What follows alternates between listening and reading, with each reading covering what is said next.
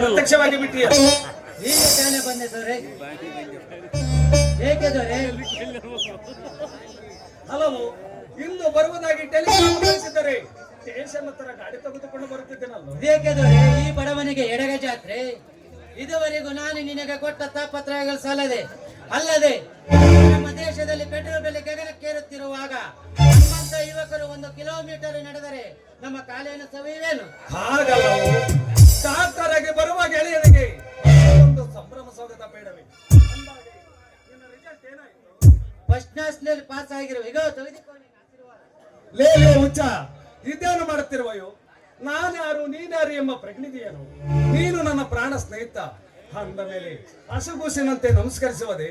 ಸ್ನೇಹಕ್ಕೊಂದು ಪವಿತ್ರವಾದ ಸ್ಥಾನವಿದೆ, ಅರ್ಥವಿದೆ. ಅದೆಂದಿಗೂ ಅಪಚಾರವಾಗಬಾರದು ಸುರೇಶ.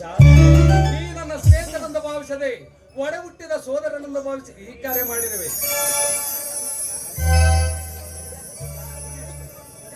ನಿಜ ಸತೀಶ್, ಅದೆಷ್ಟೋ ಜನ ಸ್ನೇಹಿತರು ನಿನ್ನಂತೆ ತ್ಯಾಗಮಯಿಗಳಾಗಲು ಸಾಧ್ಯ. ವಿಷಯ ಕೂಡ ಏನೆಂದರೂ ಬಿಡುಗಾಚು ಬಿಚ್ಚುವುದಲ್ಲ. ಈ ಕಲಿಗಾಲದಲ್ಲಿ ತಾನು ಬದುಕಿದರೆ ಲೋಕವೇ ಬದುಕಿದಂತೆ ಭಾವಿಸಿರುವ ಈ ಜಗದಲ್ಲಿ ದಿಕ್ಕು ದೇಶ ಇಲ್ಲದೆ ಭಿಕ್ಷೆ ಬೇಡುತ್ತಿದ್ದ ಈ ನಿರ್ಗತಿಕನನ್ನು, ಈ ಅನಾಥನಿಗೆ ಎತ್ತ ಪಿತ್ರವನ ಸ್ನಾನವನ್ನು ತುಂಬಿ ಸಹಸ್ರ ಹಣವನ್ನು ಸುರಿದು ಒಬ್ಬ ಗೌರವವನ್ನು ವ್ಯಕ್ತಿಯನ್ನಾಗಿ ಮಾಡಿದೆ. ಅಂದ ಮೇಲೆ ನಿನ್ನ ಋಣ ಹೇಗೆ ತೀರಿಸಲು ನನಗೆ ಅರ್ಥವಾಗುತ್ತಿಲ್ಲ ಗೆಳೆಯ. ಏನೋ ಬಾಲ್ಯದ ಸಲಿಗೆಯಿಂದ ಗೆಳೆಯನೆಂದು ಕರೆಯಲು ನನ್ನ ನಾಲಿಗೆ ನಡುಗುತ್ತಾ ಇದೆ. ನಿನ್ನ ದೇಹ, ನಿನ್ನ ಹೃದಯ ವ್ಯಕ್ತಿಯನ್ನು ಗೆಳೆಯನೆಂದು ಕರೆಯಲು ನನ್ನ ನಾಲಿಗೆ ನಡುಗುತ್ತಾ ಇದೆ. ನೀನು ನನ್ನ ಗೆಳೆಯನಲ್ಲ, ನನ್ನ ಪಾಲಿನ ದೇವರು ಅಂದುಕೊಂಡಂತೆ ವಿದ್ಯಾಭ್ಯಾಸವನ್ನು ಮುಗಿಯಿತು. ಅಂತ ವಿರುದ್ಧದ ಮಾತೇಕೆ ಸುರೇಶ?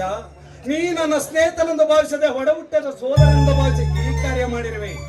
ಏಕೆಂದರೆ ಬಾಲ್ಯದಲ್ಲಿ ತಾಯಿಯನ್ನು ಕಳೆದುಕೊಂಡೆ, ಪ್ರಾಯದ ವಸ್ತುದಲ್ಲಿ ತಂದೆಯನ್ನು ಕಳೆದುಕೊಂಡೆ, ಅಣ್ಣ ಎಂಬ ತಮ್ಮಂದಿರಿಲ್ಲ, ಆರತಿ ಬೆಳಗುವ ಅಕ್ಕ ತಂಗಿರಿಲ್ಲ. ಬರಡಾದ ನನ್ನ ಬಾಳಿನಲ್ಲಿ ಎಲ್ಲವೂ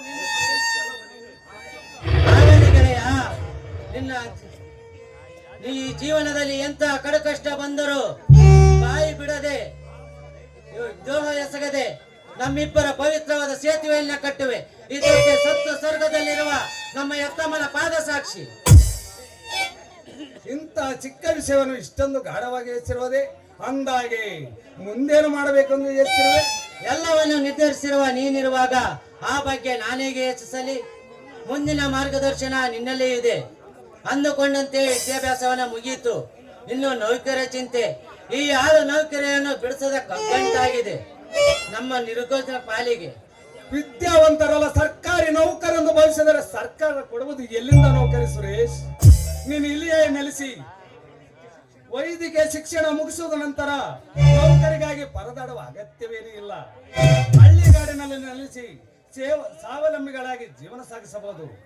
ಬಡ ಜನತೆಯ ಸೇವೆಗೈಯುತ್ತ ಆದರ್ಶ ಬದುಕು ನಡೆಯುವುದು. ಇದರಿಂದ ಜೀವನಕ್ಕೂ ದಾರಿ ದೊರೆಯುವುದು, ಸಮಾಜಕ್ಕೂ ಒಳ್ಳೆಯದಾಗುವುದು. ಅದೇನು ನಿಜ ಗೆಳೆಯ. ಆದರೆ ಎಂಬ ಆತಂಕದ ಮಾತೇಕೆ ಸುರೇಶ? ನೀನು ಇಲ್ಲಿಯೇ ನೆಲೆಸಿ ದಿನದಲ್ಲಿದ್ದರೆ ಬಡ ಜನತೆ ಸೇವೆಗೈಯುತ್ತ ಈ ಹಳ್ಳಿಗೊಂದು ದಾರಿದೀಪ ಆಗಬೇಕೆಂಬುದೇ ನನ್ನ ಬಯಕೆ. ಅದಕ್ಕೆ ಬೇಕಾಗುವ ಎಲ್ಲ ಏರ್ಪಾಡು ಮಾಡುವೆ, ಆಗಬಹುದೇ? ಆಗಲಿ ಸತೀಶ್, ನಿನ್ನ ಇಚ್ಛೆಯಂತೆ ಆಗಲಿ. ನಿನ್ನ ಅಣತೆಯೇ ನನ್ನ ಸರಾಸರಿ ರಕ್ಷೆ. ಇರಲಿ ನಡೆ. ಕಳೆದು ಬಂದ ಗೆಳೆಯನಿಗೆ ವಿಶ್ರಾಂತಿ ಕೊರದೆ ಬರೀ ಮಾತಿನಲ್ಲೇ ಇದ್ದಾರೆ.